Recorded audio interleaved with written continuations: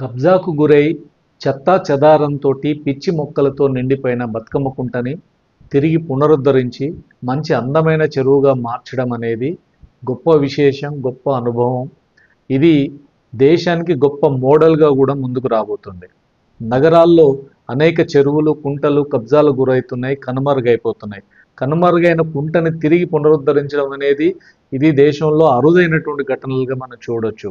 అలాంటిది హైడ్రా కృషి, ప్రభుత్వం యొక్క ప్రోత్సాహంతో బతుకమ్మ కుంట నిన్న పునరుద్ధరణ జరిగింది. ముఖ్యమంత్రి చేతుల మీద దాని ప్రారంభం జరిగింది.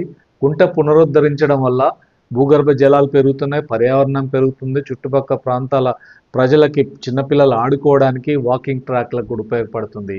ఇవన్నిటికంటే మించి నగరాల్లో విపరీతమైన ఉష్ణోగ్రతలు పెరిగి భారీగా వర్షాలు, వరదలు వచ్చి దెబ్బతింటున్నటువంటి సమయంలో నగరాల్లో ఈ రకమైన కుంటల్ని కాపాడుకోవడం, చెరువులను కాపాడుకోవడం, కనుమరుగైన వాటిని పునరుద్ధరించడం అనేది ఈరోజు ఒక హైదరాబాదే కాదు, అన్ని నగరాలు, పట్టణాల్లో కూడా ఈ రకమైన కృషి జరగాల్సినటువంటి అవసరం ఉంది. ఇంకా మరిన్ని ఆక్రమణలు జరగకుండా ముందస్తుగానే వాటిని నిరోధించే చర్యలు ఎక్కువగా తీసుకోవడం చాలా అవసరం. ఈ రకంగా బతుకమ్మ కుంటను పునరుద్ధరించడం అనేది దేశానికి ఒక గొప్ప మోడల్గా అన్ని నగరాలు, అన్ని కార్పొరేషన్లు, మున్సిపాలిటీలు తీసుకోవాల్సినటువంటి అవసరం ఉంది.